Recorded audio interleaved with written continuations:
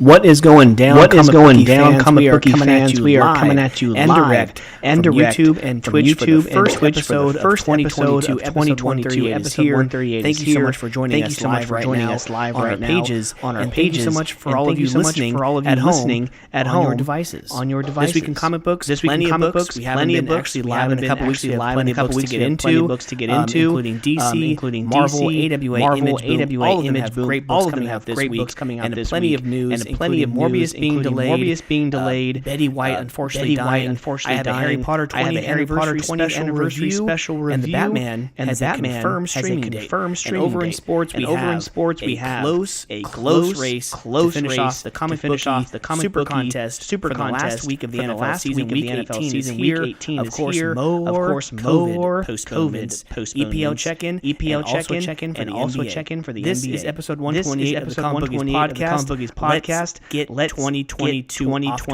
off to a great start. Let's go.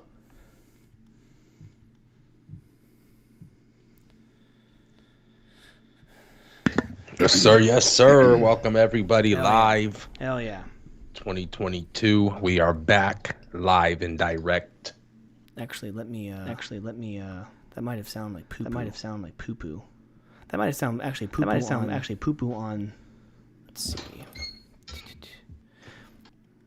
I don't think that would sound poo poo on Skype, but it might have sounded poo poo live because I had two mics on. Go ahead and talk, Mark, real quick. Go ahead and talk real quick. Talk. I had the mic Skype and then my mic on, so I think whoever of you just listened to that live was poo poo, but I think we're good. Usually that's okay sounding on the Skype, and for those of you listening. Hope everyone had a great holiday season, New Year's. Let's get this episode 138 cracking. Let's do this. Hello, all of you. 4 viewers so far. Nice. Welcome in. Give us a question. Give us a comment. Give us a New Year's resolution. Yeah. Okay, let's get it going. Mark, you guys reading comics. You guys watching sports. One of the last bowl games, actually the last bowl game. Oh, that's right. We have to preview that. I didn't even say it in the intro, but Kansas yeah, we'll definitely get into that too. Okay. One more college game left. Right? Less than 50 days until Daytona 500 too. So let's get it cracking, Mark. All right. Going back live in 5, 4. Yes, ladies and gentlemen, we are back with episode 138 of the Comic Bookies podcast. Thank you so much for joining us live on YouTube and Twitch. And for those of you listening, thank you so much. We are brought to you like every single week, 2022 new year, but same damn sponsor, Treasure Island Comics in Fremont, California. Tomorrow, January 5th, 2022. See, I got that right. I'm not saying 2021 anymore. But go and see Alex, go to the shop, or go to your local comic book store wherever you live, whether it be here in the States or abroad.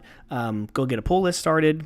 Got some great books coming out this week that we're going to mention pretty soon. DC, Marvel, Image, plenty of publishers, besides the big two.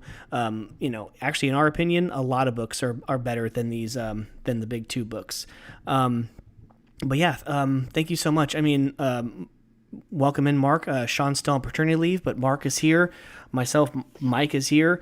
For those of you joining us for the first time ever, thank you so much. We are the Comic Bookies podcast. We collide the worlds of sports and comics every single week. We haven't been on live for a couple weeks. Kind of had a little glitch with the thing, and I actually found out that all I needed to do was re-download the Streamlabs OBS app. So we're glad to be back. Mark, I know we talked a little bit after Christmas, but how was your holiday season? How was Christmas? How was New Year's? Hope you had a good time, man. Pretty much horrible for me. Yeah. I mean, how it went down with me, and unfortunate, not just deaths within my family and whatnot, but we had all John Madden passing away, like you mentioned, Betty White, Brad Keselowski for the NASCAR fans out here. Mm-hmm. His dad passed away. It's just pretty horrible, and I had to deal with it. Obviously, my wife's stepdad, huge intricate part of the family, pretty much got me to where I am now with my career as well. So kind of helped me get my foot in the door in my career. And, poor guy, young, early 50s, asbestos is a BITCH. And he was diagnosed with mesothelioma about 2 years ago. And it's pretty much, kind of terminal cancer, asbestos in the lungs. And it just sucks. I know a lot of times we hear people say F cancer. Never understood why, but here I am really understanding why as we approach and enter actually this new year. But, to see someone kind of just pass away for 2 years and, it's the last 3 weeks and the last 3 days, it's just horrible. But yeah, kind of puts my life back into perspective. But nonetheless, just excited to be here again, kind of get my mind tight, still kind of fresh. It happened obviously the day after times right now for the family and just New Year's. But I got some resolutions and kind of just to pay homage to his name and stuff and just carry on tradition in his name, and just excited to do some stuff for myself and for him, and, just help his family out, and, my lady's mom and everything, or the kids. But hard times for me, probably one of the shittiest holiday seasons I've ever dealt with. But that's growing up, right, Mike? That's life. And approaching 40, you're going to end up seeing a lot more of this, unfortunately. But it sucks. It is what it is, and it's life. But rest in peace, Juan Carlos Galvan. Great guy, class act, and he'll always be remembered. But sorry for my little rant, but yeah, just shitty holidays for me, man. I hope yours were better. How were yours, man? No, it was good. Before we continue, I mean, I know you've heard from my family, Sean's family, I know, but I think I speak for all of everyone listening and all the fans and stuff. We just, how sorry we are that you lost someone close to you and your family, and, nothing but condolences. And, because I haven't seen you, since then. So just, hope that and you guys... We were gonna record last week. It just because that happened and whatnot, just tough time. So, you've experienced it, Sean, as well with his grandma. I know he watched his grandma take her last breath as well and whatnot. So kind of he can relate and whatnot. Just I feel more horrible for the 17-year-old daughter, the 22-year-old son that gotta live without their dad now. But hey, I gotta step up, right? Kind of being the older brother-in-law, kind of help out and help the mom out, and just play a bigger part in the family, right? When things like this happen, it just doesn't affect, it affects people down the line, you got to step up, play a different role and whatnot. But, it's all going to come with challenges, but we'll see how it goes, man. Since 2020, ain't nothing been kind to us. And in 2021, ain't nothing changed, but we'll see what happens in 2022. But anyway, salute, Mike, in my father-in-law's memory, cheers to 2022 and hopefully beating this Marion virus and whatnot, and just, continuing and trying to get this, the world back on track with, everything that's going on. It's just been crazy. I just hope 2022 bodes a little bit better, just not for myself, but for everyone and all the fans of this podcast, everybody listening live, watching live, all these other countries that download us weekly. So we salute to you guys as well. So thank you for joining us on episode 138, man. It's going to be fun. Yeah, definitely. As we kick off a new year, like I said, for all of you who have stuck with us since early 2019, thank you so much for riding with us for the whole ride so far. It's been great. We're approaching 2 years as a show, and for those of you listening to the first couple episodes, the very first episode, welcome. You are in for a treat, week in and week out. We do about an hour and a half to 2 hours every single week. So, but nothing but sports and comic book entertainment. Feel free to jump in on our live chats and give us a question, give us a comment. Just we're happy to interact with you. And of course, you can hit up our social media pages, Facebook, Instagram, and Twitter at The Comic Bookies, and just, like our pages. You can follow us. We'll follow you back, just give us comments and we'll comment. We're always interactive with the fans and stuff. So thank you so much for joining us. So as we get into the meat and potatoes of the podcast, Mike, let me actually hit on that real quick. Just I want to say something. We kind of texted about it earlier yesterday or whatnot, but these years have been rough.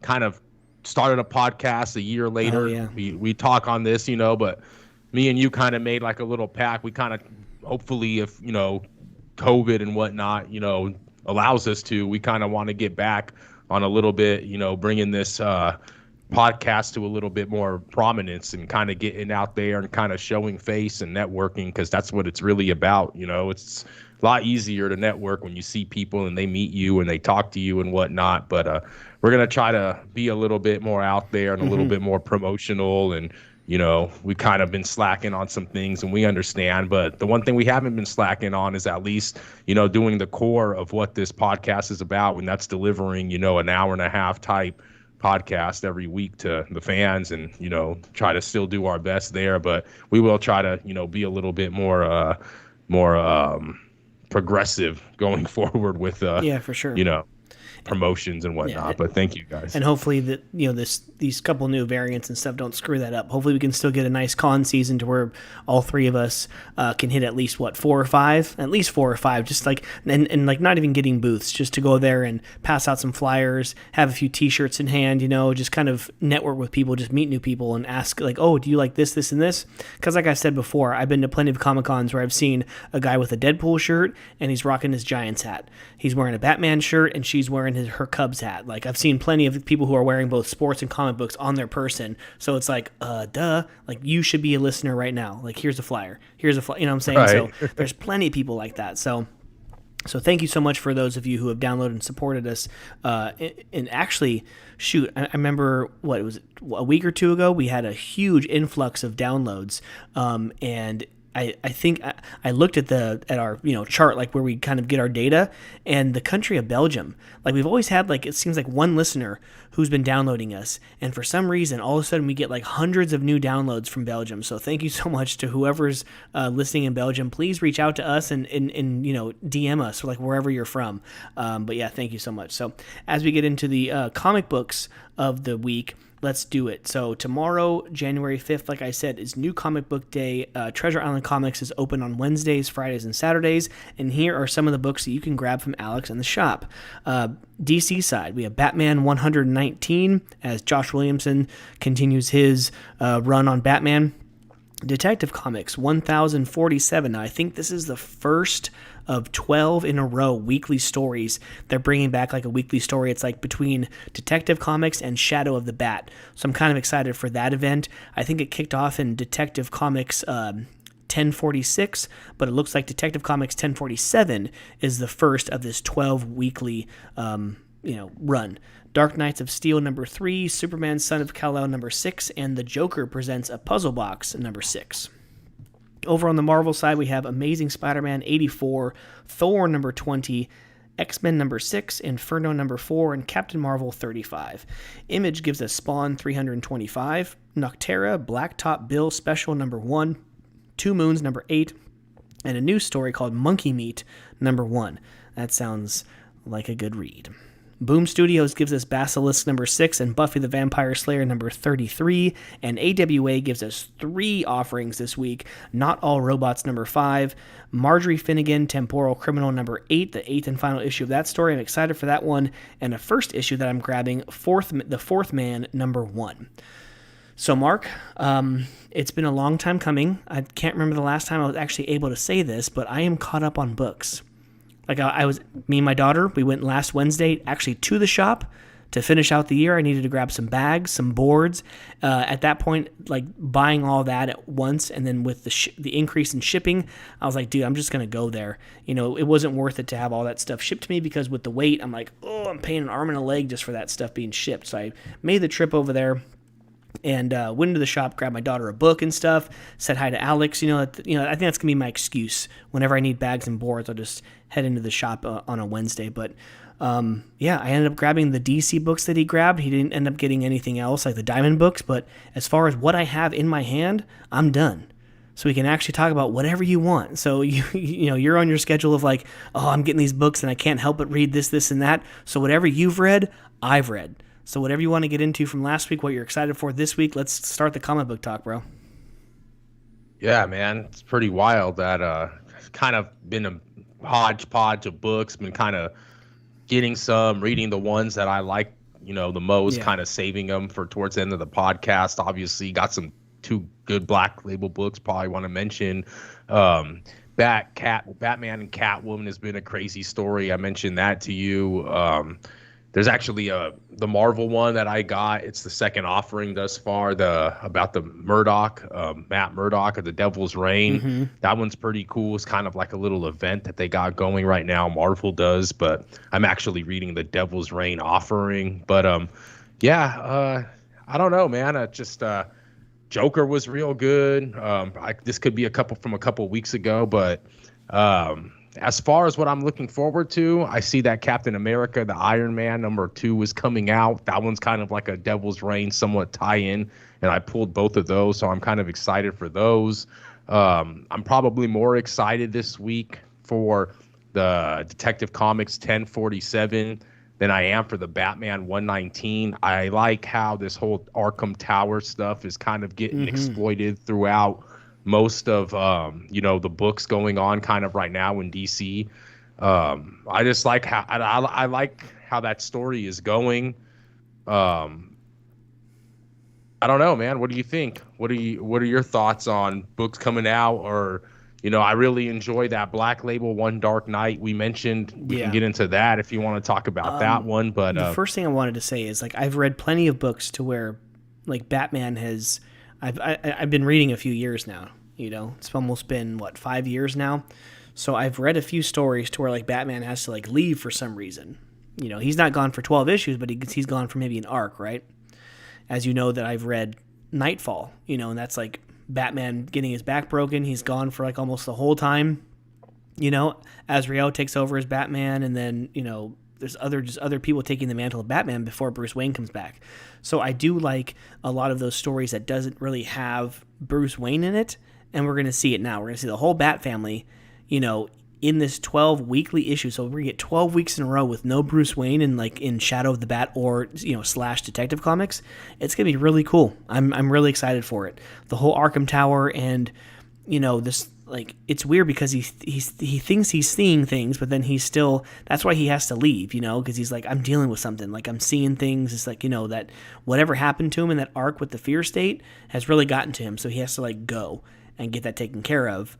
But stuff's still happening in Gotham. Stuff's still happening with the new Arkham Tower. So it's definitely going to be one that I'm going to be, excited to talk about week in and week out for the next 3 months.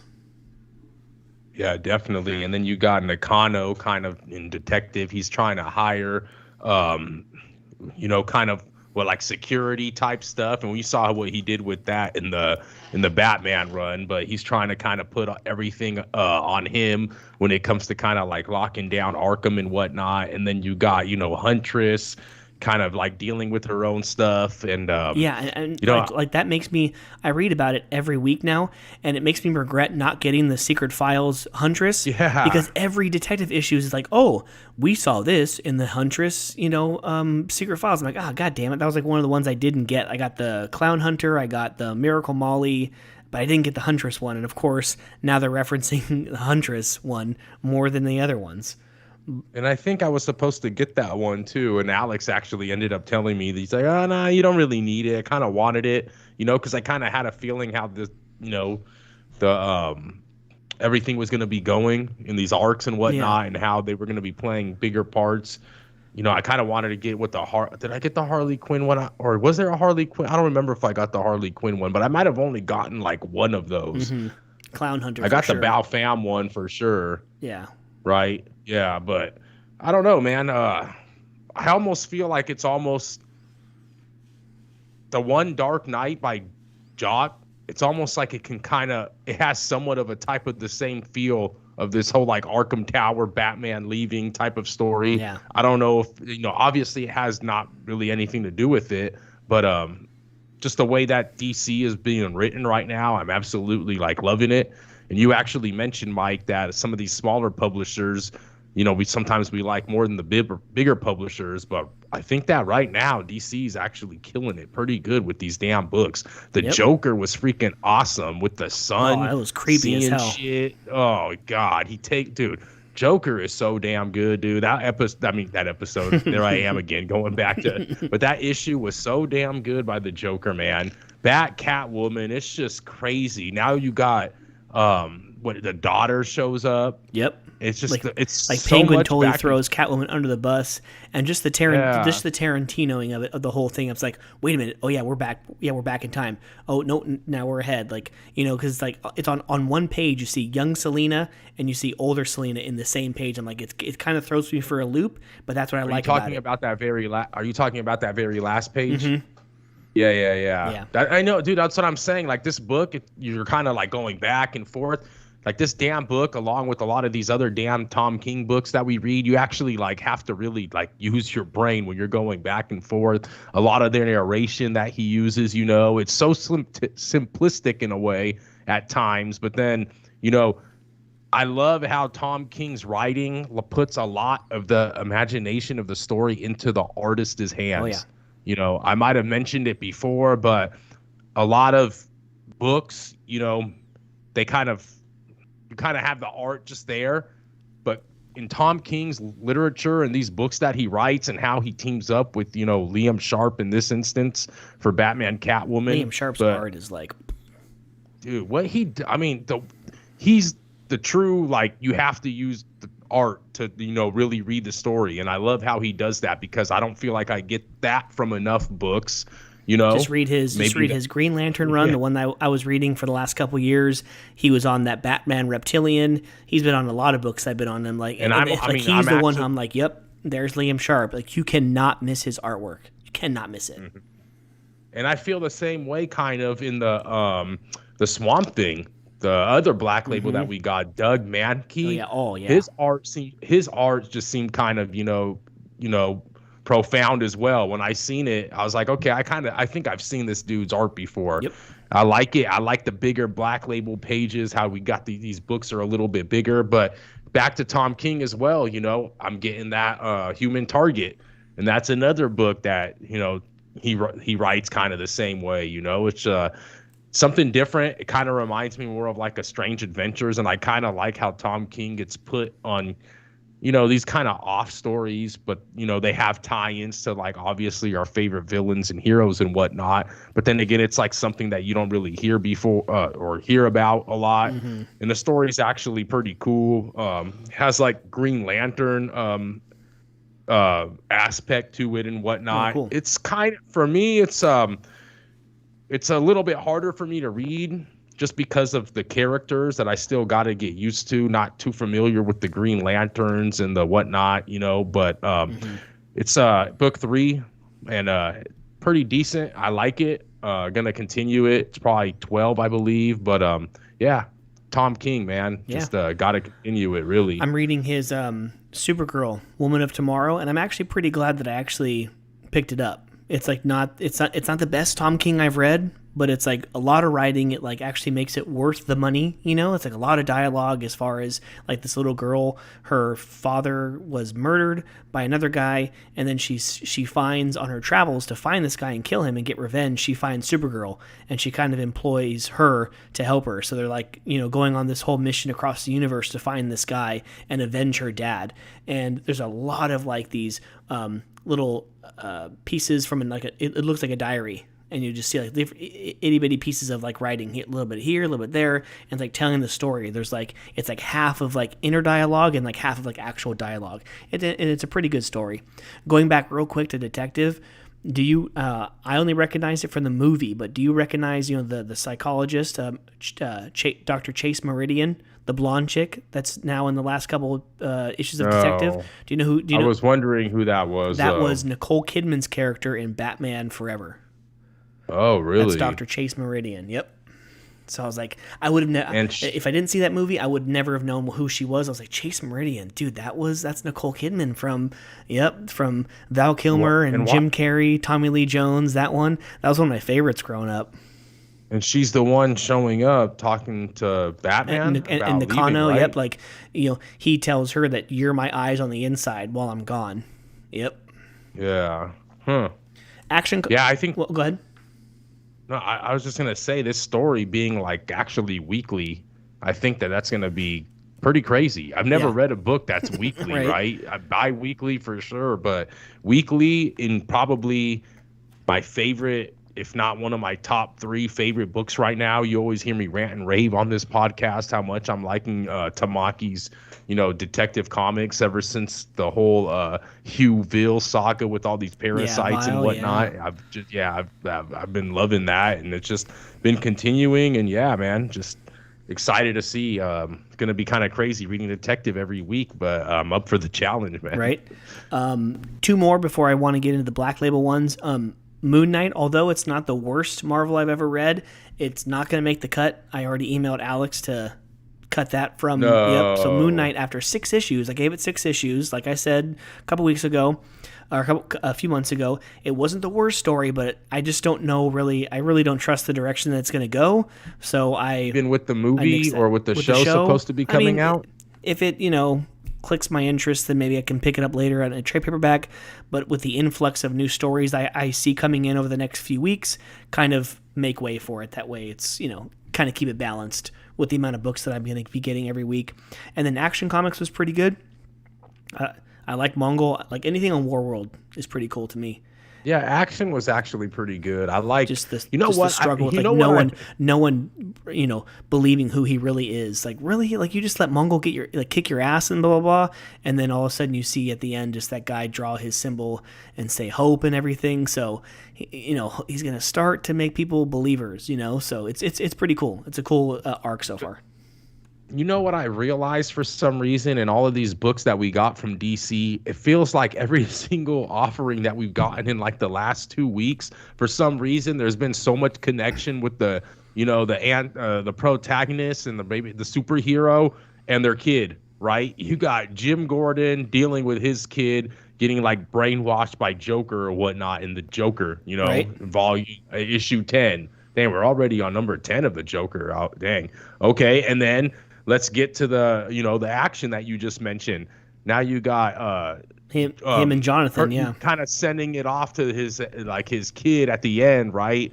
Where he gets in the fight and he's all whooped and like kind of you get like that prelude to like what's gonna come next. It's like, oh man, they're really pushing like the whole John, Kent, Clark kind of can you elaborate on that more, Mike? If you have any more knowledge, and probably I do, is that something that DC is really gonna like push? And it's gonna be like, obviously John's gonna have his own book really as Superman, and then for like new readers, and then for older readers that are still all about Clark, is just gonna obviously have his original Superman Action Comics, but probably John's really just gonna be like his own Superman, and that's gonna be its own story for real and legitly and everything, right? It's probably the reason why they called it Superman Son of Kal-El. Like he's now the mantle of Superman because he's off-world.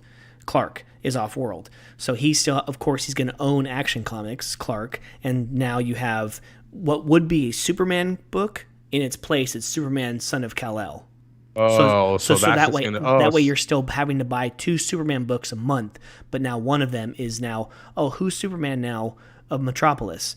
Now that we know, if you're also reading Action and he's over off-world, who is it? Oh, it's Jonathan. Oh, okay. But they won't cut the Kal-El, Son of Kal-El part and kind of just... I would guess not for a while. Okay. Yeah. So then you got that book. Then you got the Flash. With his right? with his kids. With the daughter getting into some crap with the girl from the... Flash was actually a pretty cool book that we read, that I'm pretty sure Sean read it, even though he's not on the podcast this week. But yeah, I kind of enjoyed the Flash and, the whole thing with the sun and Eclipso. The little like banter back and forth, and it's a pretty fun little book to read. But yeah, anything with a Justice League Dark, Eclipso is the main antagonist, the main villain in the current season of Stargirl. So it's pretty cool to see like, oh yeah, that's Eclipso. Like I know, like I'm familiar with the character, and then boom, he's in the book that I'm reading. So it's pretty cool. Pretty cool how they can cross into different arenas in comic books, And then of course, going on what you're saying, Batman, Catwoman. You have Batman and Catwoman, and then you have the daughter, who's the current, like, kind of Batman / Catwoman in the future. So yeah, that's pretty cool. And of course, Detective, you can always say that it's a Bat family, so he's gone, kind of giving Gotham to the Bat family and the quote-unquote kids, Nightwing and Spoiler and Cassandra Cain and, Batwoman and Oracle, Barbara, and Huntress. Hey, take the reins. So Jim Gordon's wife is Barbara also? Yeah, that's like they named Barbara Batgirl after the wife. Yeah. Oh, okay. Because I was kind of confused when I was reading that Joker. I was like, wait, the mom, Barbara, like, I don't know, just yeah. Harley Quinn was decent. That's on the same number. It's on a number 10 offering as well from Joker. I'm really liking. Actually, Harley Quinn was actually a pretty fun read. It was her and Pamela, right? Poison Ivy. What's Pamela's last name? Pamela. What's Pamela's last name? It was pretty cool. I can't remember it right now. What do you know? Poison Ivy's real last name? Is it having to do with like Ivy in it? I forget that too. Yeah, I forgot it, but yeah, it's pretty good. They pretty much go like on a night out. They're kind of like a thing and whatnot, and I love this side of Harley Quinn that we're getting in this, in this offering by Stephanie, or by Phillips, right? By Stephanie Phillips, artist Laura Braga, probably a Brazilian. But yeah, it was really fun because you got Harley Quinn, you got Poison Ivy. They're kind of a thing. They try to go out. Poison Ivy looks stunning, right? Harley Quinn is just, like mesmerized, and they got the thing. They go to like a museum, but the whole reason why they really want to go is because Poison Ivy wants to go snatch some type of diamond and whatnot, and then here comes Harley Quinn trying to do better for Gotham. It's this new Harley Quinn that we're getting in this whole new DCU that we got here, so it's pretty fun. And I like how Harley kind of has to stand her ground and basically tell Poison, Ivy no, and it's just as much as she wants Poison Ivy, she's kind of trying to really be a better person, and it's a side of Harley Quinn that we don't ever really see, or at least myself, right? So I really enjoyed that book. Actually, it was pretty fun as well. Pamela Isley, yeah, exactly. Yeah. I knew it was something like Dr. Pamela Lillian Isley. That is. She got some pretty good powers there, man. She's cool little action scene there. And speaking of Poison Ivy, over the last couple of days, the movie Batman and Robin has actually been on AMC. It's kind of been running on AMC, so like every once in a while, like, oh, hey, there's the worst Batman movie of all time. Unfortunately, because you have a lot of good characters: Bane, Poison Ivy, Mr. Freeze. So unfortunately, in my opinion, that was the worst Batman movie, but. Whatever. Okay, let's get into, just to end out the comic book side, the two Black Label books. You have Swamp Thing, Green Hell, and then you have Batman, One Dark Knight. Which one? Let's do the Swamp Thing first. Swamp Thing, both of these really, really good. Another great story by Jeff Lemire. Like you said, Doug Mankey and David Barron on the artwork. Dude, amazing story. The world has come to an end, pretty much, and a father and daughter, they're out on sea and they're kind of just fishing for food. Of course they get scraps, but they're like, hey, even though it's junk is worth something, right?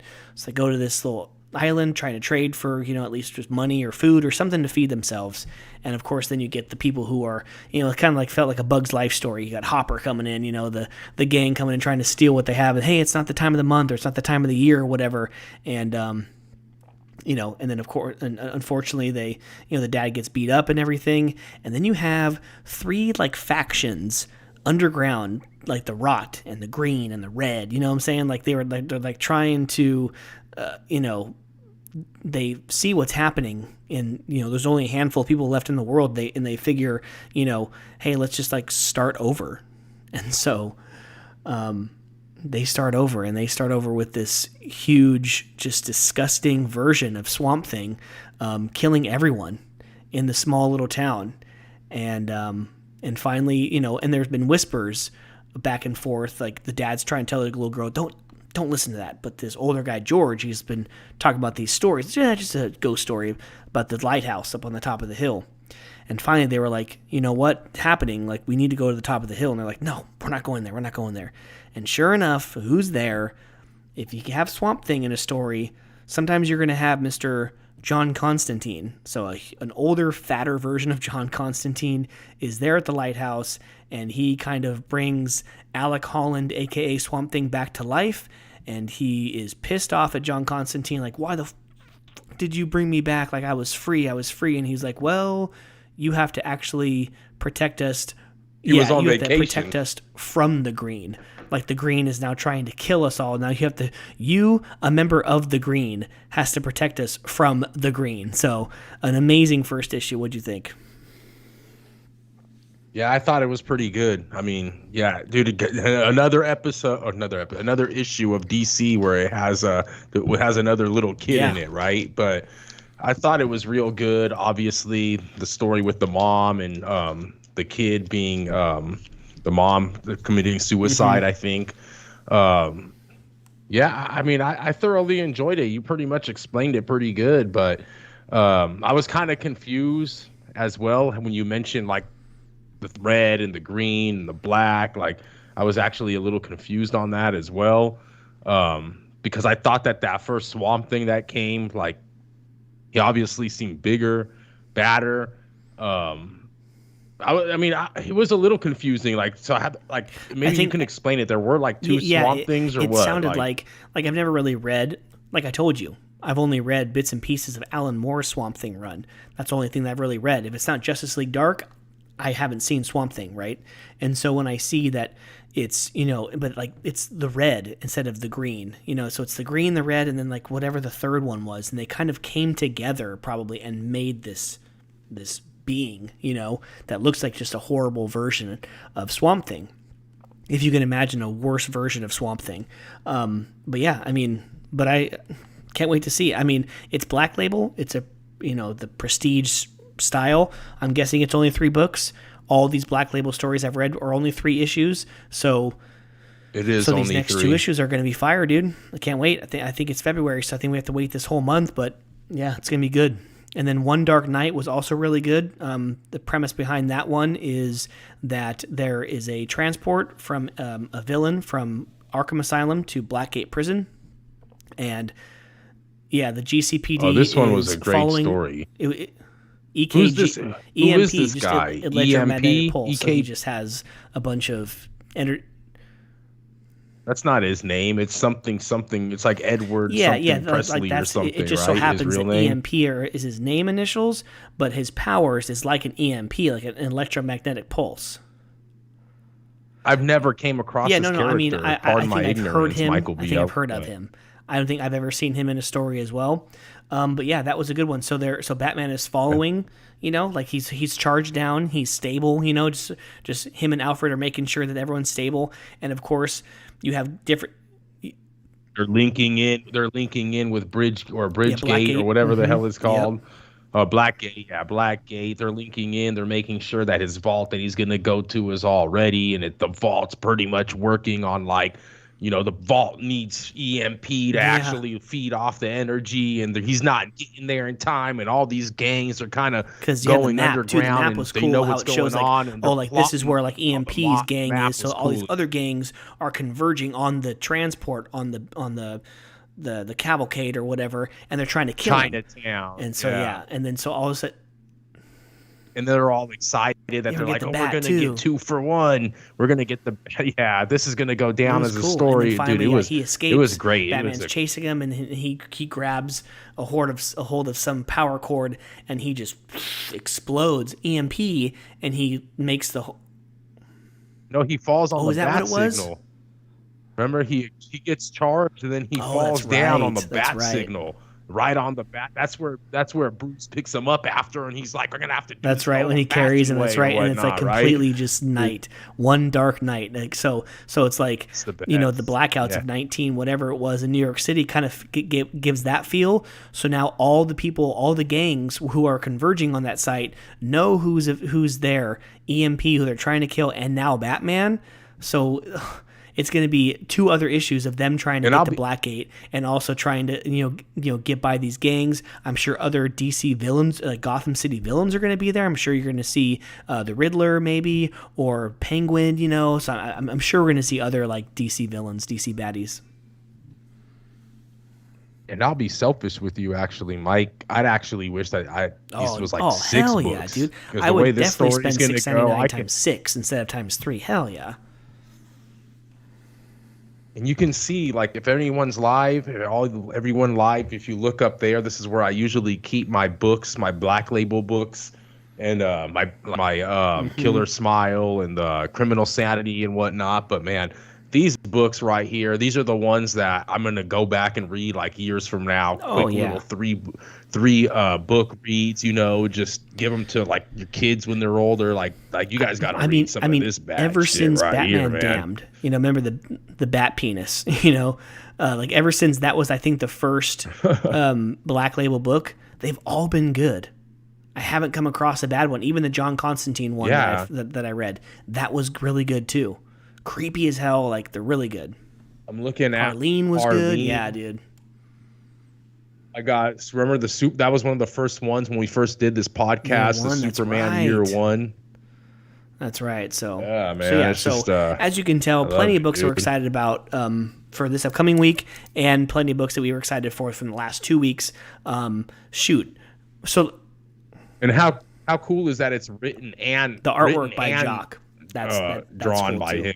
Yep. So yeah. he's So doing hopefully it all, right? we will not Pretty run cool. into a week where I don't get my books until like Saturday or next Monday, and then we're screwed for books because now that I'm caught up, but I get tomorrow's books like too late. So hopefully, fingers crossed, I get those books by Saturday, and that way I get to do the normal routine, and that way we can be actually caught up for a couple weeks.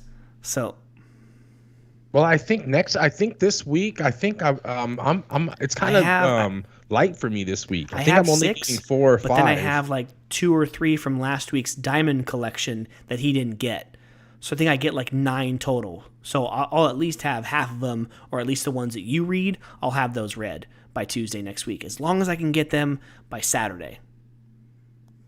So there you go. So getting into a little bit of a news, of course, Betty White dying. That sucks. I mean, 99 years old. What do you expect? But in classic Betty White fashion, she dies the day before New Year's Eve. So I saw a funny meme. It was like no one in the history of the universe is going to have more New Year's Eves, like Cheers is, dedicated to them than Betty White. Like, classic. Like, of course she dies the night before New Year's Eve when everyone's cheers into a new year, new life, new me, new year, new me, but like they're also going to cheers Betty White. So that was pretty awesome that, but she lived a great life. She was in a bunch of TV, movies, commercials, just a funny lady. I would have loved to have met her at least once, but yeah, man, R.I.P. to Betty White. Just, 99 years old. I mean, what more can you say?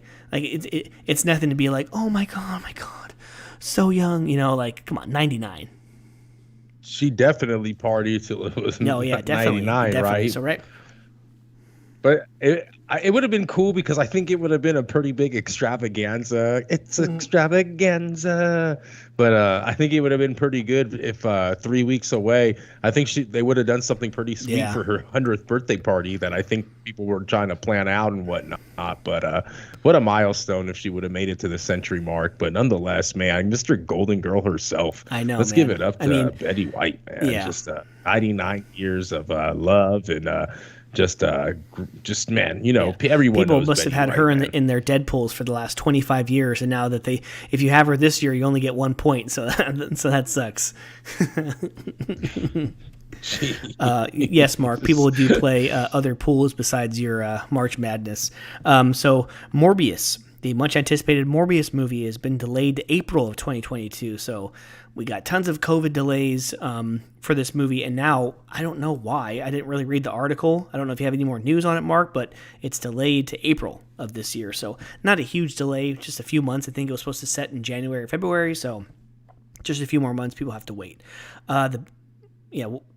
Yeah, it got delayed once, and I think it's April, sometime in April. I got it right here, Mike. If you want to wait 1 second, it is going to be its prior date it moved from. It's supposed to be coming out in January 28th, so we were supposed to get it in about 3.5 weeks here, but now it is going to. It's like April. Where is it? I just know had it's it. April. So. April. They were saying it was an April Fool's joke. Yeah. No, they were thinking that it was, but no, it's still it should be being released in April. If you get the date later, we can say it, but. The April 1st. Is that why? Because it's April 1st? Okay. That's why they're thinking, yeah. So April 1st, go and see it. The Batman finally has a streaming date. So 45 days after its release in March, I think it's early March. I think it's, oh crap. I think it was like March 3rd or something, like whatever, March 6th, whatever the date of the release in theaters is of the Batman. 45 days later, so like somewhere in like the 20s, like April 26th is when you can then stream it on HBO Max. So a little bit different than what HBO Max gave you with Warner Brothers throughout the whole year of 2021, when like all of their movies just went straight to either theaters, but they also went straight to streaming as well. Like you had your Mortal Kombat and your Matrix and all those movies. But now this one is straight to theaters, and then 45 days later, it'll go to HBO Max. Is that how it's going to go? So they're giving it 45 days, yes, 45 days. I watched the video last night when I was taking notes. Yep. No, I mean, no. It's not like it's the regular. HBO, that's what Robert Pattinson said. It's not like it's the regular 8 months you had to wait for most movies. You know, hey, it's 45 days. HBO Max held it down, giving it out for that long, right? So can't be mad at them. For sure. That's all the news I have. If you have any other news, like headlines, like I know you're gonna give out box office. Spider-Man: No Way Home. Yes, I know am still sir. on top. So man, that's just it's rolling. I just got a little bit of funny news for our old generation here. Some of that Banjolio. But yeah, man, for some guys, we're giving away our age here. Probably some people might listen to this and be like, what the hell are these guys talking about? But MTV's infamous cartoon characters Beavis and Butthead are finally going to come back, make a little comeback, according to creator Mike Judge. Paramount Plus is set to, come out here, and they're going to actually be I'm actually looking at the picture right now. Mike Judge put out a tweet, but it's kind of funny, man. They're going to be more of a middle-aged. So we grew up with them when we were younger, and now they're going to be looking like us. Beavis over here looks like he's going to be having some glasses for sure. with a little I was bit thinking of a belly, beer bellies for sure. Butthead. Oh, Butthead. He looks. If you think Beavis looks bad, but you just wait till you see Butthead. I'll leave that up for you to find out. But the middle-aged duo supposed to be coming back. It looks like when is it going to come out? Let me see here. Beavis and Butthead, staple of the 90s. They do America. Yeah. You remember that movie. But they want to do it pairing, entertaining a whole Gen Z world meta themes that are going to be relatable to new fans who may be unfamiliar with the old. Dude, I think it's going to be actually pretty good, dude. Paramount Plus, obviously.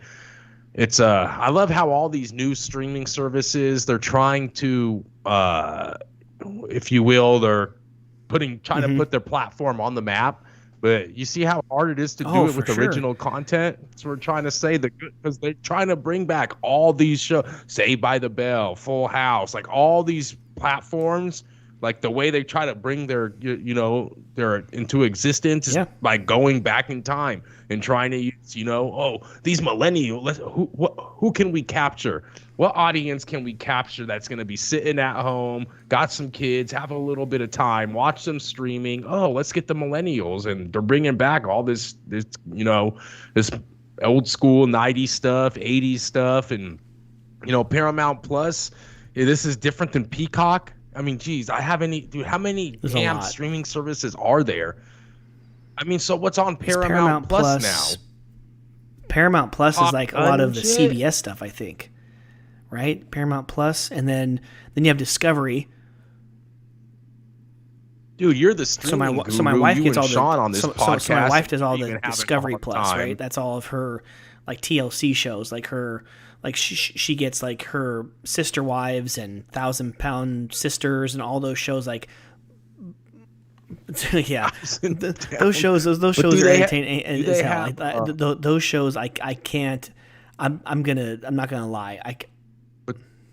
But does Paramount have Plus have Paramount original Plus has, content? I think, what's Yellowstone? I think Yellowstone is on Paramount Plus. I'm not too familiar with Paramount Plus, but the other ones I'm familiar with. Pardon my ignorance on Paramount Plus if anyone's out there thinking about how dumb I am. But nonetheless, you can catch Mike Judge's Beavis and Butthead, their middle-aged version, coming to Paramount Plus hopefully soon, because for sure. I might have to get that. So rounding out the podcast, I know you didn't, you're not up on the TV shows, but if you listened to last week's episode, me and my wife Danielle, we gave a review on Hawkeye. Was a good show, the same as I think the other shows, where the first couple episodes are like okay, it's okay, and then all of a sudden the last like half of the season is like, whoa, what the hell? Even though it's only 6 episodes, the last 2 episodes were amazing. Sets up for because we saw Kingpin, Wilson Fisk, so it sets up for a whole new thing going forward with Hawkeye. So that's pretty cool. Speaking of Kingpin, the King's Man coming in at third. On the box office numbers, Sing 2 coming in at number 2, and nobody has anything for No Way Home. And Mr. Spider-Man on 56 million over the weekend. How many weeks has it been out, Mike? This is the third week? It's 2.5 weeks. Yeah, this would be that was the third weekend. Yeah, it was the weekend when I came back, so it was weekend before Christmas weekend, and now New Year's weekend. So of course you have like a couple holiday weekends. People are like raring to get back. If they're either alone or they're not with a huge group of families, it's like, hey, let's go to the movies. So of course you have these 2 weeks where like all the kids are out too. Like definitely going to inflate the numbers. So now I'm sure this weekend, like this week/weekend, will definitely come back down. Wouldn't be surprised if it stayed up on top though. But yeah, definitely not going to be as good as opening weekend and then the 2 holiday weekends. But yeah, I mean, congrats to them, man. That's awesome. So Harry Potter 20-year reunion on HBO Max, dude. That was amazing. Me and my wife watched it. I think it was on the 2nd. So it came out on New Year's Day. We watched it, or it might have been that night, like New Year's Day night. But just nostalgia of just so many actors from all 8 movies coming back and sitting down as their grown selves, and like, oh my God, I hardly recognize you. And then they break it down into like 4 different chapters. These 2 movies, these 2 movies, these 2 movies, these 2 movies, and it was so cool to see them and to see how, you see them as their older selves now. They're around the main 3 actors, I think, are around 30 years old. But then to go back and see them as like 11-year-olds, 12-year-olds, it was crazy. Absolutely crazy. But a good hour and 42 minutes if you're Harry Potter fans and you want that sense of nostalgia, definitely watch that 20-year anniversary on HBO Max.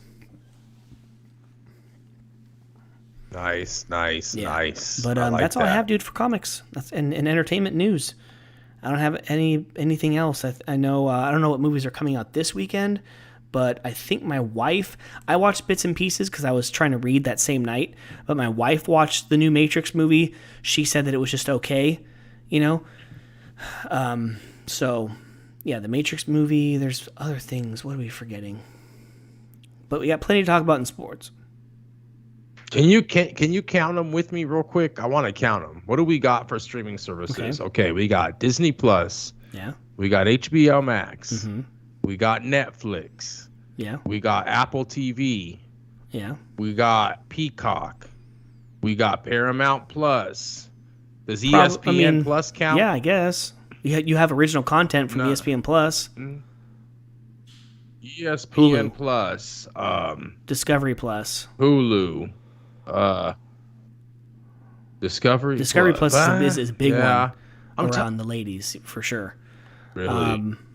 Let's see. I wonder if does like TLC or Bravo, do they have? No, I think all those are on like certain other platforms. Yeah, dude. Amazon Prime. Oh God, how do we not even think about that? Amazon Prime. So we're like at 9, at least 10 that we can think of. I know Crackle had some original things, but then they lost all their stuff. Like Crackle might be still a thing.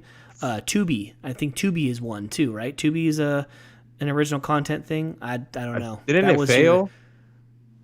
That's the one that Meg Whitman started or whatever. Yeah, I think it failed. Yeah, but dude, 10, 9, 10, 11, we're probably Yep. missing some, but dude, it's crazy.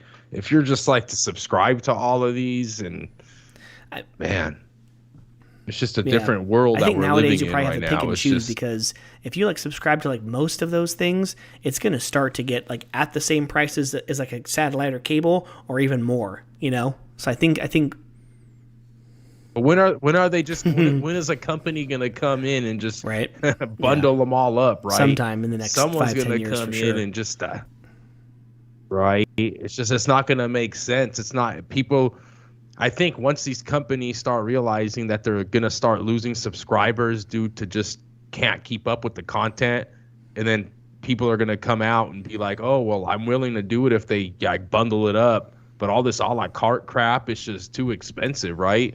And then when Disney starts losing subscribers and HBO Max and they're losing subscribers and they're taking like asking questions to the to the consumers on why it's happening. I have a feeling that that might be a big reason why, coming from the consumers' mouths. And if someone's going to start some type of business, there I I am mean, giving out ideas, right? But if you're there first and you're bundling up these packages with, and you have, if you have contracts with Disney Plus and HBO, but you can be kind of like the middleman delivering it on a single package to people that want it all.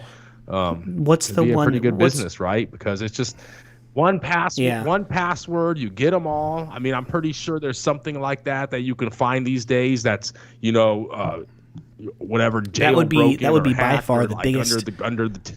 acquisition, the biggest transaction of money wise ever. Anything.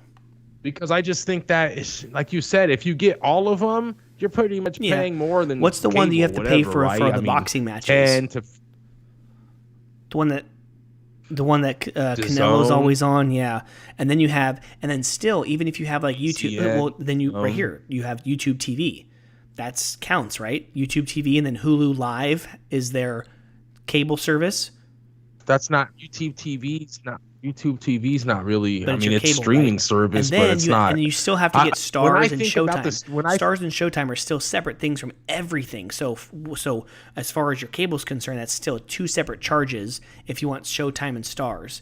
Then you have like certain episodes of Peppa Pig I can't watch for free on Amazon unless I'm subscribed to Noggin, which is another thing for kids. There's like so many Epics. The show Pennyworth is on.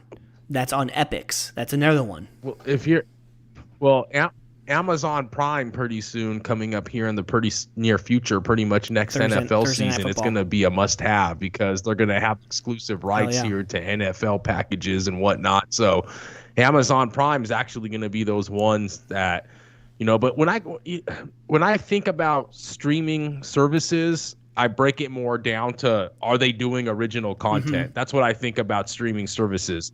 And Netflix, Apple, Apple TV with the Ted Lasso and whatnot. It's just like YouTube, yeah, but I don't think YouTube is really No, doing, you're right. You're right. original content and whatnot right now. So with the whole original content, that's why I asked you if Paramount Plus just replayed stuff or if they No, actually had original technically, but content. it's Paramount things.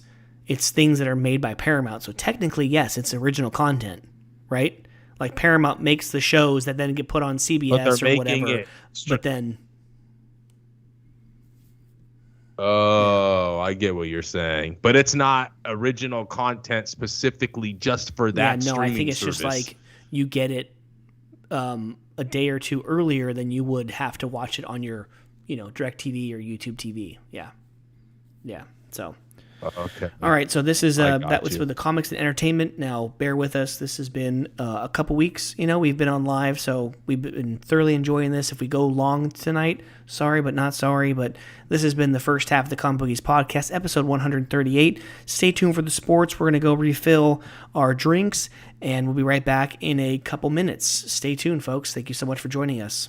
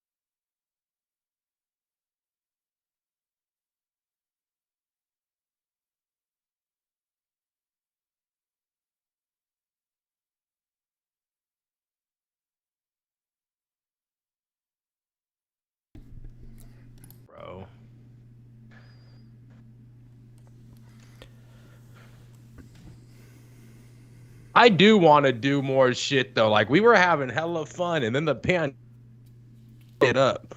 I ain't gonna lie. Like I don't want to like throw it. I don't want to throw like excuses and shit because I know we both got like lives and kids now and shit. But it's like fuck. I felt like that shit hella hindered like what the fuck we were doing, bro. Yeah. All right, back live. Welcome back, everyone, to the Comic Bookies Podcast, episode 138, where unlike the NFL, if we are double vaxxed, boosted, asymptomatic, and test positive for the coronavirus, don't worry, you're still going to get a weekly podcast. We will not take any time off from you. But we are brought to you by, as usual, Treasure Island Comics in Fremont, California. Go check them out tomorrow, New Comic Book Day, Wednesday, January 5th.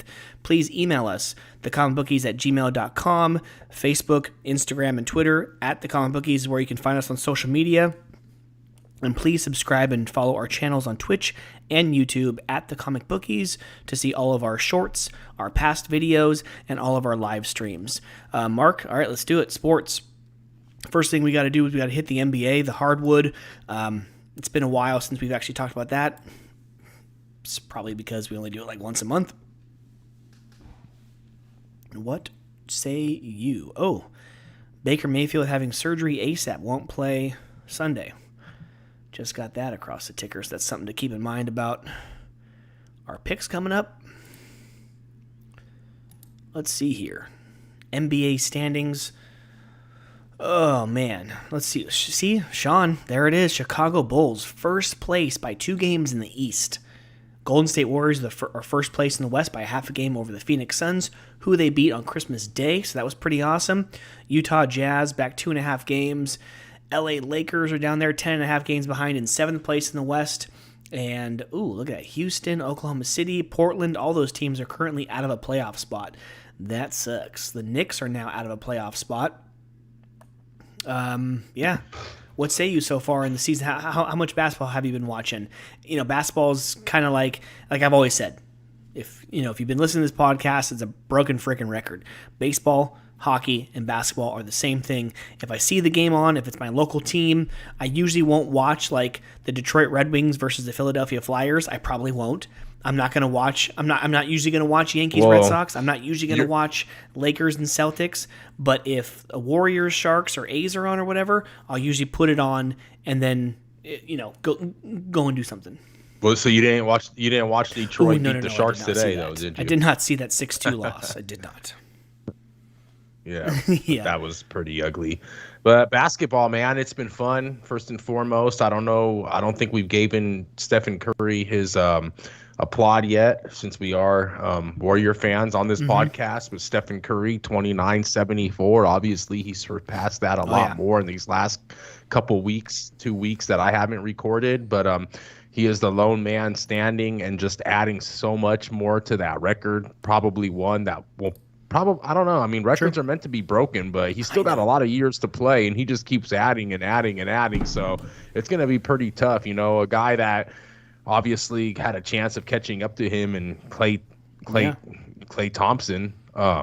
He's coming back, hopefully. Fingers crossed. I don't know if you guys have heard, but that's some news That's some news there that Klay Thompson could be returning as of this Sunday to make his debut. And as of 2.5 years since he's been on the court against, he's supposed to make his debut against Cleveland. Let's see if that comes to fruition this Sunday. But so shout out to Curry. This for the Lakers, they're still hanging in there, 20-19. They beat the Kings tonight, 122-114. I think that the Bulls are doing damn good. I think they're first in the East right now, if I'm not mistaken. Up 2 games, too, over the Nets and the Bucks. Yeah, dude. Yeah, the Bulls are doing good, dude. I like the team that they got. I like how Lonzo Ball has set himself up in that situation with my guy from UCLA and Zach LaVine. The Bucks are coming, the Bucks are sitting third in the East. Brooklyn, they got their woes that they've had since the season started with Kyrie. I still expect them to be pretty good. The Miami Heat are sitting fourth after taking a loss to the Warriors actually last night, Warriors beating the Heat in a pretty good game. Man, still surprised that the Knicks aren't doing as good as I thought. I thought the Hawks with Trae Young would be a little bit better than 9.5 games back, sitting at 16-20. But let's go here to the Western Conference, man. Golden State sitting first, albeit not that much of a lead because Phoenix is still right on their tail, just a half game back. Utah Jazz, and the coach praising Draymond Green, saying that Draymond Green should be in the MVP conversation by the numbers don't mean everything, that he just does so much for the team, and I concur. You couldn't Steve Kerr? I do agree. I couldn't Steve Kerr, but I do agree that in order to be MVP, you kind of have to put up a couple buckets, in my opinion. But Los Angeles Lakers still in a playoff spot here. The Spurs, the Blazers are not. That's pretty sad. I would expect it from the Rockets and the turnaround that they've had. The Thunder as well. Pelicans thought they'd be a little bit better. They're not. But, man, kind of like the way the West is sitting. Most of the teams I expected to be doing pretty good. They're up there, except for the, like I said, the Blazers thought they'd be doing a little bit better. They're not. I mean, the Warriors have seven. They have 7 losses, and they haven't had Wiseman for so long, and they haven't even gotten Clay yet. Unbelievable. It is unbelievable, but a lot of times that could mess up the chemistry as well. Not with this franchise. Not with this franchise. No, he's shaking his head. I don't think so. Not with this franchise. Clay's not that type of person to come in there and kind of mess up the mojo. I mean, he is the epitome of go with the flow. Am I not right? Like, you just see it from his press conferences and just how he holds himself. He's all about the team. He's all about winning and doing what needs to be done to win. Dude, man. I say between now and the end of the season, I say they have less than 15 losses. And I just want to say, I know that there's a lot of Bay Area people that listen to this podcast, but Warrior fans, you have to really, truly understand and really love what you're seeing here, because this is something that we're probably never going to see before. Remember, the Warriors didn't make the playoffs for 16, 17, 18 straight years when in a conference that 8 teams every year, well, now a little bit more since they changed the format, but in a conference with 8 teams making the playoffs every single year, for the Warriors to not make it for 16, 17 damn straight years, I mean, that just goes to tell you how bad they were. Once this damn team was sold, this organization, to the, Peter Guber, Joe Lacob and whatnot, that whole organization, man, they have turned this around. They got Curry with that pick, right after Johnny Flynn in the 2009 draft, and the rest history has been wrote, man. They've been drafting great. They've been just keeping a tight ship. Steve Kerr, dude, it's just freaking awesome. And this, we're watching, it's probably, in my opinion, I don't know, I'm a homer, but I think this is going to be one of the top 5 teams to historic teams with the Bulls, with those Celtics teams, some Lakers teams, But I just don't see how this team isn't going to go down, especially if they win another championship or 2, which they look like they could be on the path to doing so this year. I just don't see how this team isn't going to go down as one of the top 4, 5, 6 teams in NBA history, man. They've broken so many records. They broke the wins record. Yes, they didn't win the championship that year.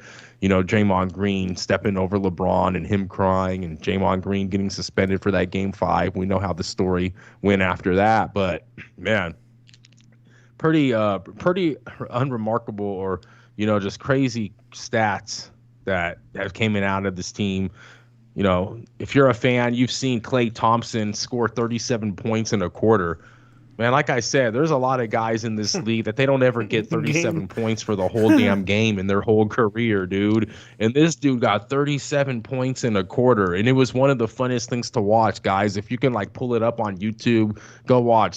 Klay Thompson scores 37 third quarter against the Sacramento Kings, and it was just wow. Everyone knew, Curry, every single teammate knew that he was so hot When they got the ball up the court, that's all they were doing. They were just screening, looking for him. Every single ball was just going, just give it to Clay, give it to Clay. And every teammate was just like screening just to get Clay open. And he dropped everything. It was just wild, dude. The things that I've witnessed with this team is just freaking crazy. So sorry for going on a rant, but Warriors is just, like you mentioned, without Wiseman yet, without Clay, it's going to be a force to be reckoned with, man. The league should be scared, man. But I know if you want odds, but I already know that the odds are, I think Warriors are probably sitting same thing with the Brooklyn Nets. Probably don't even have to really look it up. The Bulls probably have gained some speed, but I wouldn't be surprised if the Nets are probably still ahead of the Bulls to actually win the championship. Let me see, but go ahead. I'll see if I can find I was actually just going to go into another sport. Yeah. We're going to go to the pitch real quick, but actually, go ahead. Brooklyn Nets 2.5 to 1, Warriors 5 to 1, Bucks 7 to 1, Phoenix 7 to 1. So even with the Bulls still sitting at first in the East right now, the Bulls are still around 30 to 1 to win the championship. They probably don't trust him too much. They probably don't trust him in the playoffs. I think maybe. I'm not sure, but I mean, everything besides that looks pretty legit. Like, it's probably what it should be. So, okay, going from the hardwood to the pitch, as long as we can get these games in, if there's not a lot of COVID, postponements, it looks kind of well in hand. Even though we have over half of the games played now officially, Manchester City sits 10 points on atop of Chelsea with 53. Chelsea with 43. Liverpool right behind after the tie with 42 points. They tied Leicester City. Arsenal rounds at the top 4 at 35 points, and then just a couple of teams who are within striking distance. West Ham right under them at 34. Tottenham with 33, and the lowly, losing today to Wolves, or yesterday to Wolves, Manchester United Red Devils at 31 points. News before we get into actual sport news going on with them, is now what's the over-under, and how many years is it going to take Southampton to fight for a top 4 in the EPL?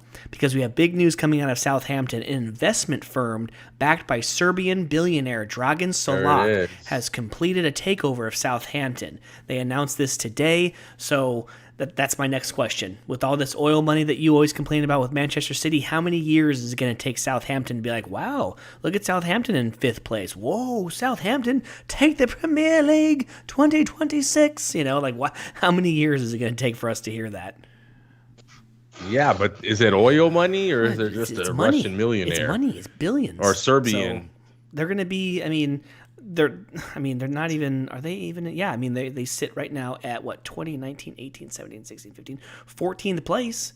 They're almost in the top 10. So, I would think in a couple years, they're going to be, in the top 10 consistently, top 8, kind of like where the Wolves have been sitting the last couple years.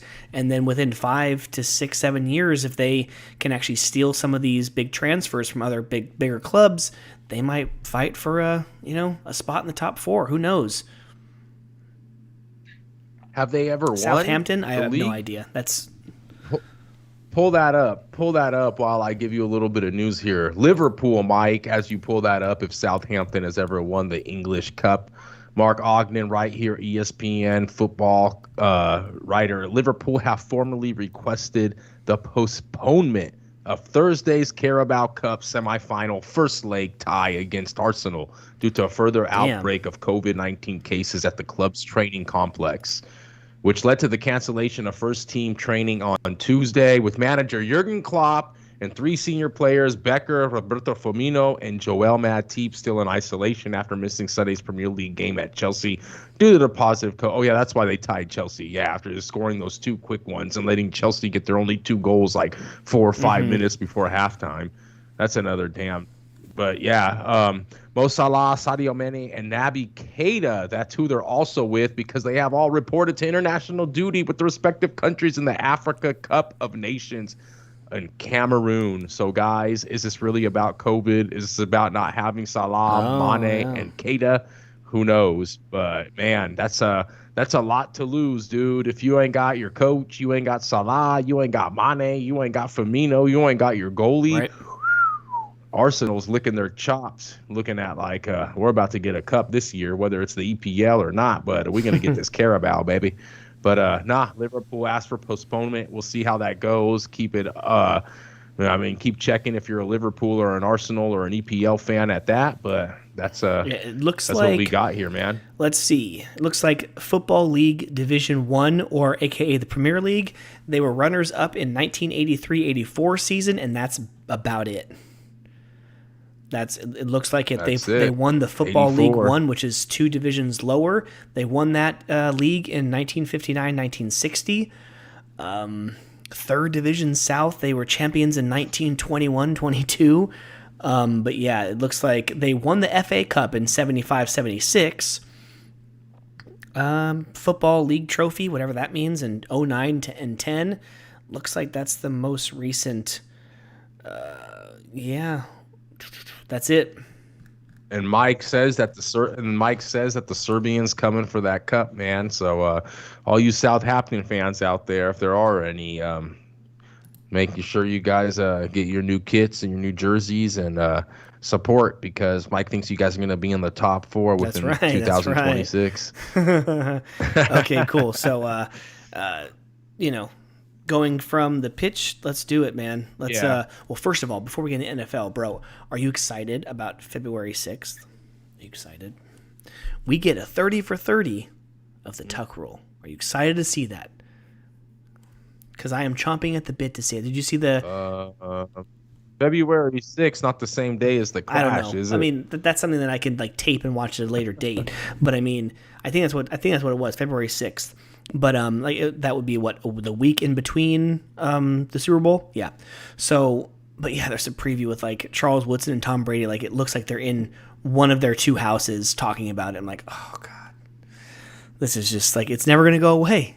It's never going to go away. So now, of course, this new generation of football fans, we have to educate them on Tom Brady's career and how it should have never been. Should have never been. Should have never been. If the Tuck Rule didn't happen and the Raiders go on and go into Pittsburgh and win the AFC Championship, because they were a much inferior team because the Patriots went in and dominated them in the AFC Championship, and then they went on to win the Super Bowl, it would have changed the whole trajectory of that team. That would not have been John Gruden's last game coached for the Raiders in his first stint.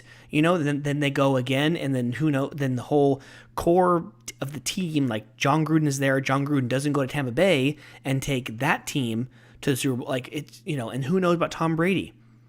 If he lost that game, would he then take that confidence into the next year? Like how many rings would he have had if it wasn't for the Tuck Rule? Like how many would he have gone the next year and won? Or would the Raiders, still having John Gruden, would they lose to them in the playoffs again? Like it's crazy. It's crazy to think. You're gonna find out. What Mike. if that is like if Marvel, but if the NFL did a what if, or ESPN did a what if on the Tuck Rule, oh dude, that at the end of the day, it would probably make me even more pissed off because like yes, so this is what should have happened. You know what I'm saying? But I mean, what am I kidding? I'm probably to think about, though. I mean, I don't know. I mean, Woodson's in it. Of course, you have to watch it. My boy Chuck Wood. I mean, since then, I think a couple of years ago they had a conversation together, and Tom Brady did admit that it was a fumble. I mean, but they were just like abiding by the rule at the time. Like it's a stupid rule, but it was a rule at the time. So, I just want to know how long it took for Paul Tagliabue and all the refereeing staff. Like, how long did it take you to dig that one out of your ass to screw us? Like, what's this? Like Saragusa. Tuck roll. Like Saragusa. Fat ass. Just landing on Rich Gannon. What a dick. Yeah. Was it the AFC Championship the year before? Yeah. We're Ravens, right? God, dude. Yeah. All right. Oh God, I'm bringing some freaking memories. Sorry, guys. Let's get back to it. Let's go to the NFL Week 18. So first time ever we have a Week 18. If there was only 17 weeks, then I would be the champion of the Comic Bookies podcast Super Contest, because I go into the week only a half a game ahead of Sean. And if there was half a mile less short on that first road course in Daytona when freaking Christopher Bell beat, or what was it? If there was one less turn in that first race in Pocono where Kyle Larson's tire blew. Yeah, but that's what I was just about to say. It doesn't really matter. It was destined for Larson to win that championship that year anyway. But man, that was pretty funny. I was like, Logano really, if that race was like half a lap shorter, Christopher Bell really won that one and put him in the playoffs. I mean, but you, my friend, nonetheless, sorry, go get NASCAR. You had yourself a Joey Logano into the 2018 Martinsville to propel yourself into the Miami, final race to win the championship. You, my friend, went 4-0 last week, propelling yourself to 1.5 games behind me. So we're all within. So I'm a half a game ahead of Sean. Ooh. Sean is a 1 game ahead of you. So we're all within a game and a half with one final week to play. Dude, I mean, we're all right at 50%. I'm like at 50 point something or 51. Sean's at 50 point something and you are 49 point something. I mean, to go 17 weeks, or I think we started this in week 2. So technically not 18 weeks, but dude, I mean, we've been doing pretty good. I mean, you say that a professional gambler, he bets between 52 to 55, 56%,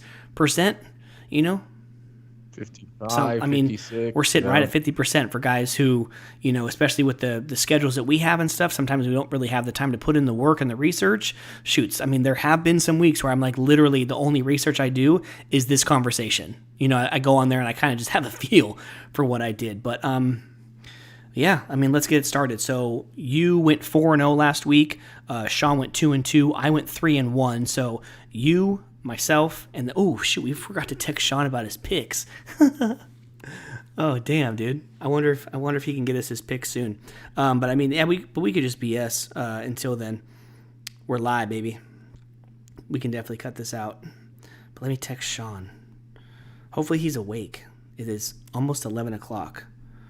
Sean, your picks. He's got a 4-month-old or 4-week-old. Right? Of course he's awake. Yeah, I totally didn't ask him about that. So. We bit the bullet right? on that one like some clowns, huh? We're the clowns of the week for that one. Sorry, guys. Okay. Hopefully he gets it to us within the next 5 minutes. I mean, you can at least. Oh no, I guess we'll just start it when he goes. Dude, I've been drinking this like bedtime tea. It's pretty good. Bedtime tea? What the? Easy? You need no, to it just like promotes sleep better sleep. So like whether I get 8 hours or I get 5 hours, like it's the time that I'm actually asleep. It's working good. So hopefully he sees this.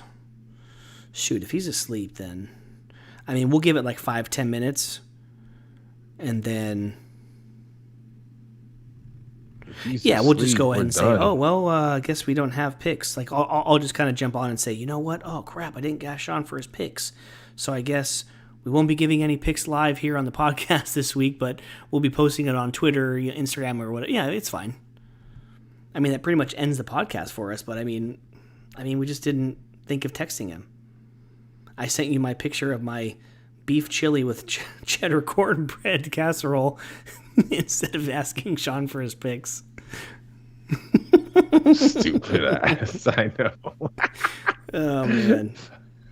Of course we do this. Now you're asking him to go and just talk about what? Like, what if he was asleep and he's like, oh, shit, forgot. Oh, well. Yeah, we're not... Oh man. I mean, technically, you can say your pick if you want.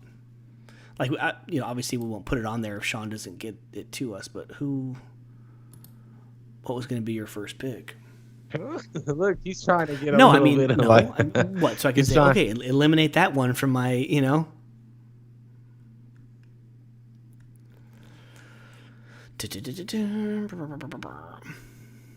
These are all fucking division games. It's the worst. It's one of the worst weeks to bet because you have guys who might be resting people because of playoffs because they've already clinched and stuff. Yeah, it sucks.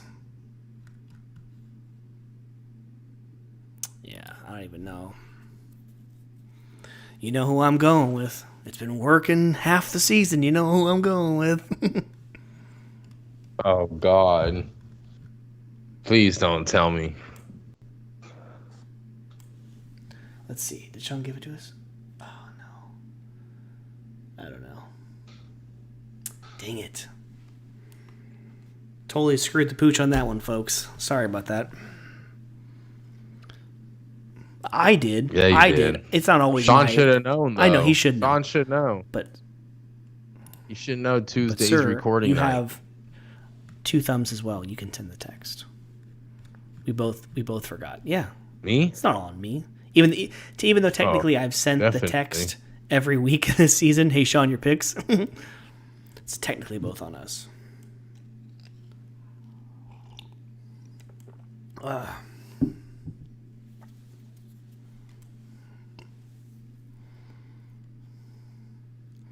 Yeah, dude, usually like deaths and stuff, they don't like truly hit me like in entertainment and sports, but man, John Madden was like, shoot, that's like watching old footage like with my dad of like when he was coaching, and then like me watching football for the first times and just remembering all those Green Bay games and Niner games and Cowboy games that he would do on Fox with Pat Summerall, and then like coinciding with the video games and stuff. Like I was like, dang, dude, like John Madden's been a part of like my whole life, like everything.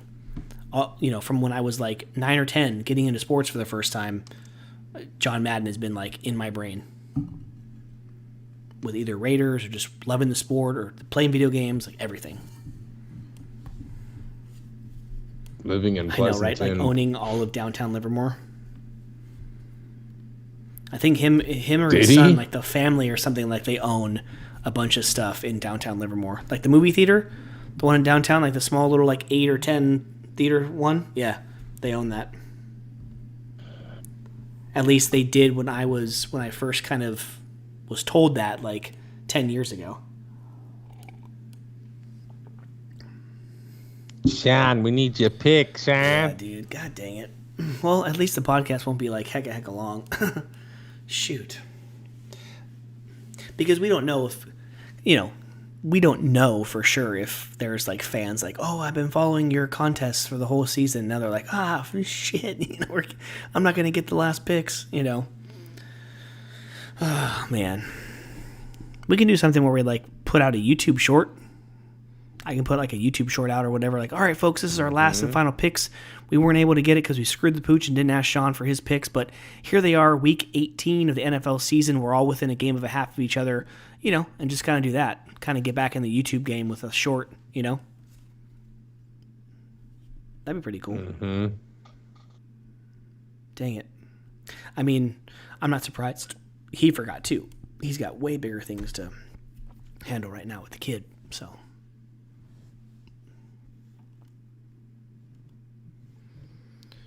Yeah.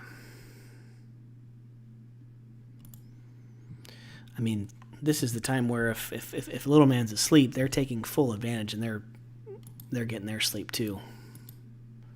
It's probably one of the things that he'll have to realize, and like all new dads too, is like you do so many things for yourself, not just for like us in the podcast, right? Like when I just had Maddie, like I had so much more time to like play video games and do other stuff, and I'm sure I'll get back to that stage, when Cam's a lot older, but I don't know. But like before the podcast, before kids and stuff, you were like doing tons of stuff. Like you come home, you make dinner or whatever, and you have your set days for laundry and everything. But man, you have so much more time to like read a book. Like I was never behind on my shows. I would watch all my shows within a day or two after. And now I have a list of shows that I'm behind on, and I'm like, they're like in September. I'm like at the beginning of October, and we are literally in the first week of January. I'm so far behind. Yeah. Damn. That's why sometimes I don't even like try to do it, because it's like I hate getting that far behind, because I'll never. I mean, catch the good up. thing about actually the last couple years, I've actually had good experiences with not seeing spoilers. Like I saw 0 spoilers for, like Hawkeye. I saw 0 spoilers for Spider-Man. So, yeah, I don't think we're getting Sean's picks. So I think what I can do is, after I kind of talked about how me, you, and Sean are all within a game of a half, I can start by saying, and I just, I could say something like, and I just realized I did not send a text out for Sean's picks, and it is 11 o'clock here, and I don't think that we're going to be getting his picks anytime soon, so technically we cannot make any picks. So, I mean, technically we could make our first 2 picks, myself and yours, but then we'd have to stop there, because then Sean couldn't make his pick. So then just let the fans know that if they subscribe to the YouTube page, then they'll be able to see a short coming tomorrow with all of our picks. I can definitely put together a short. Like if we do our picks together, like within the morning before I go to work tomorrow, I can make, edit, and get out a short tomorrow before I go to work. Let's make it happen, Captain. Do you want to do the first 2 picks, or no? Just do all picks on the short. Oh, okay. No, I'm not going to tip my hand. I need to go 4-0 to have any chance. I think. Can I give you a freebie at least? I can give you a freebie if you want. Yeah, I can give you a freebie, and like you can literally just take it right now and just have no cause for concern.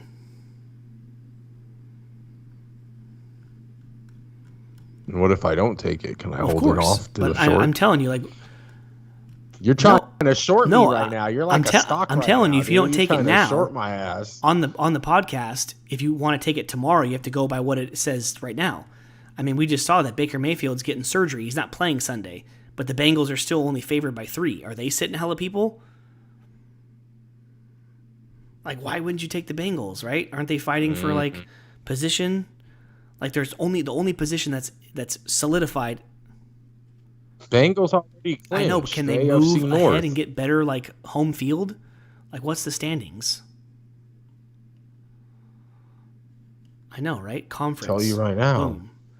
Conference. The Bengals are only 1 game behind Tennessee and the Chiefs. If they have some kind of tiebreaker, they can get into second or possibly first place. They got the Z? What's the Z? Division. They clinched the division. The only team that has clinched their solidified spot in the standings is Green Bay. They have clinched, even if they lose, they have the tiebreaker somehow over LA and Tampa Bay. They might have beat them or something. That's I was going to give you a freebie. So, but then again, tomorrow with this news, it might say, "Oh yeah, Cincinnati by." Burrow's going to sit. Why not? They already were in the division. Okay, I'm just saying. No, he's not going to sit. If they're all 10-6, why the hell would he sit? It's something to play for. Like And New England has to go to Miami. You know what happens to New England it's not in Tom Miami. Brady, though, in Miami. That's true. Tom Brady went 500. Well, maybe not 500, but who are the Billies playing? Who are the Billy Goats Gruff playing? The Jets. Oh God, the Jets are going for the number 1 seed. Oh no, Tennessee's number 1. Yeah, Tennessee's number 1 right now. No, Kansas City is too. Tennessee has the tiebreaker over Kansas City right now. They're playing in Houston. Oof. Only 10 and a half? Wow. I guess it's a fair spread. Division game. Tannehill's been playing like Dookie the last 5 games. Over the last 5 games, Tannehill has 5 touchdowns and 5 picks. Wait, the Dolphins are eliminated. Yes. The Broncos eliminated. Yes. The Chargers, the Raiders, the Pittsburgh Steelers, the Baltimore Ravens are still and the Colts. Yes. Huh. Wow. Yep, only 3 teams can make it. So there's wait, 1, 2, 3, 4, 5. 5 teams going for 4 spots or for 3 spots. How many spots? 7? 2 spots. 5 teams going for 2 spots. Teams. 2. 3. There's 7 spots in the playoffs now. Number 1 seed gets the bye, and then 2 plays 7, 3 plays 5. 2 plays 7, 3 plays 6, 4 plays 5. So you already have those 5 teams with at least the X. Bills and Patriots are just fighting for the division. And then Colts, Chargers have the 6th and 7th seeds right now. Raiders are currently out of the playoffs.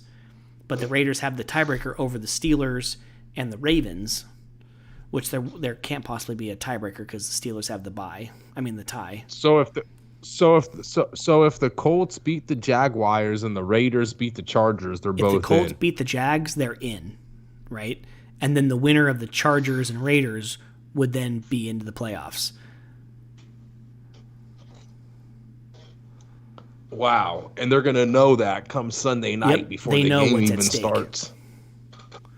Did you say steak? I don't know, man. This is gonna be a wild game to be at. Let's get tickets, Mike. Bro, we can hit Vegas, bro. Sunday night. I know, right? I get off on Sunday morning, just head straight to the airport. I'm out of here. Let's go.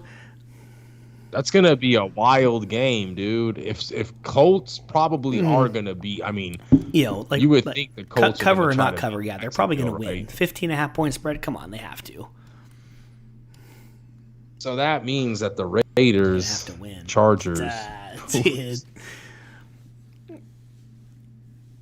Oh, Waller better come back. He'll be back from COVID, but now we just got to worry about the injuries.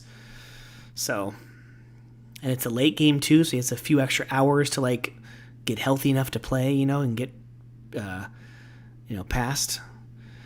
Chargers beat us the first time, right? It was the back and forth game on Sunday or Monday night in LA. It was the back and forth, and we ended up losing by 10 or something. Oh God. See, 4-4 at home. We got him. Madden's got him. Madden's gonna coach him to this win, baby. Madden's gonna. Oh yeah, that was the game that we were down 21-0 at half. Came back to 21-14, but then they pulled away and won 28-14. The Chargers got injuries. Probably not. Assholes. Probably not. Yeah, Herbert's healthy. They got Eckler, Bosa on the line. Yeah, dude. We have to score points, and we have to protect, man. They can't be getting sacked 6-7 times like we did last week. It's absolutely feeble on the pass protection. And we can't stop it. No, we're going to lose. We're going to lose. 2 touchdowns last time. We'll lose by at least 10 this week. My first pick's going to be the Chargers, unless you want to take them first. You're such a fucking All right, so let's go ahead and end this thing then. Let's go ahead and... Okay. So, I think I was oh yeah, we're all within blah, blah, blah, blah, blah. We're all within a game and a half.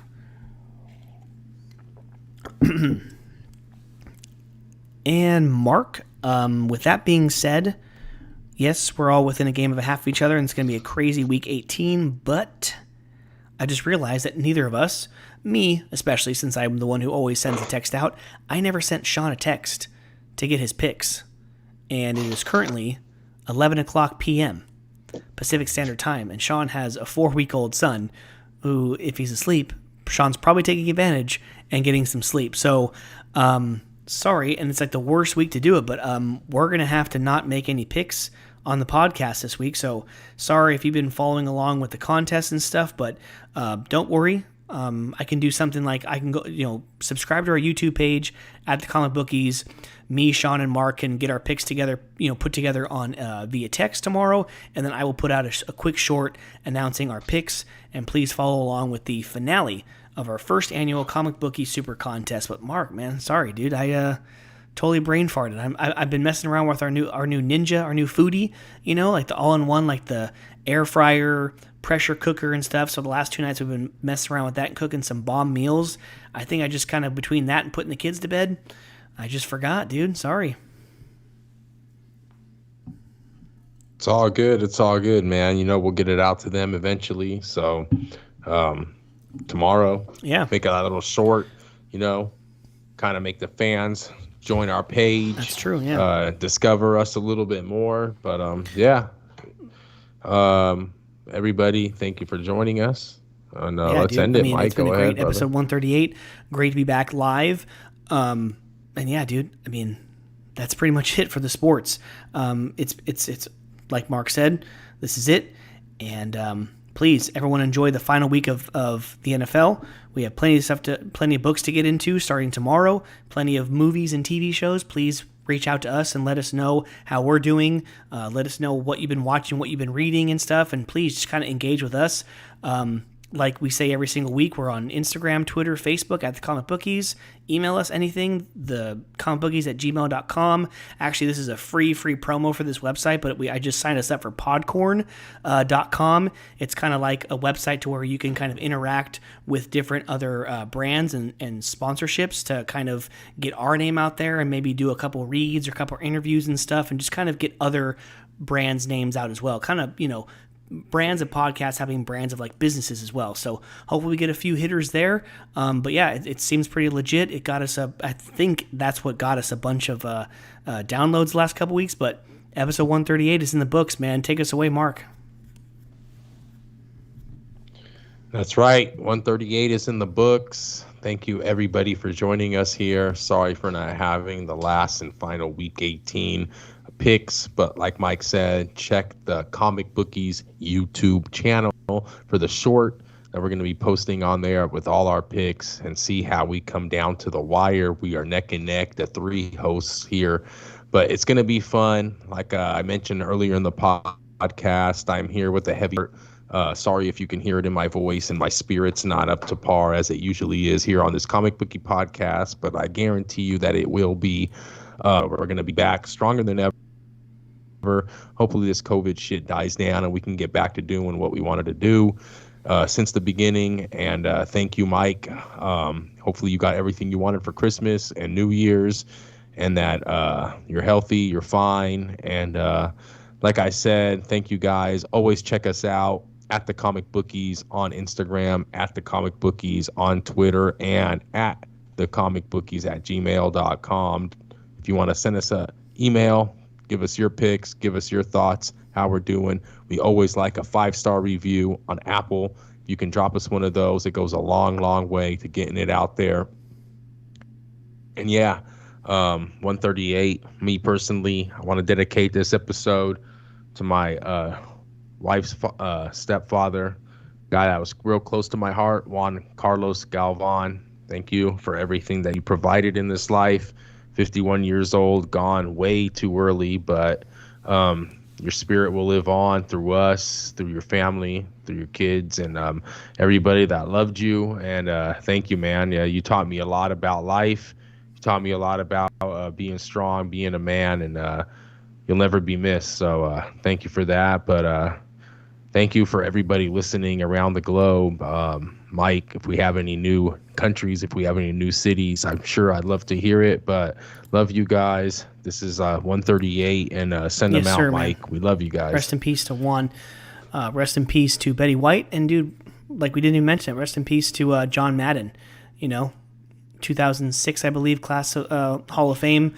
Us being, local Bay Area natives, Raider fans, he was, we didn't see him coach, obviously, but we know that he's been coach. He's been a broadcaster. That's, I grew up watching him on the tube, watching him and Pat Summerall commentate all those Cowboys and Packers games on Fox. And of course the video games, us growing up playing video games as well. So 2021 did not end well as far as that's concerned, but hopefully we can get back to a better 2022 with all of our healths, family, friends-wise, and the podcast as well. But for Sean, hopefully he'll be back on soon. This is Mike. That is Mark. This has been the Comic Bookies podcast. Thank you so much for listening to episode 138. Enjoy the sports, enjoy the comics, and enjoy each other. Peace the hell out, man. Be good to one another. See you next week. Peace. And always enjoy each other. Because like you can tell from me personally, you never know when your last day on earth is here. So live it up, live it great, and listen to the Comic Bookies podcast weekly. And this has been 138. And it's great. And we love you. Let's go, baby. TCB, we love you, baby. Happy New Year.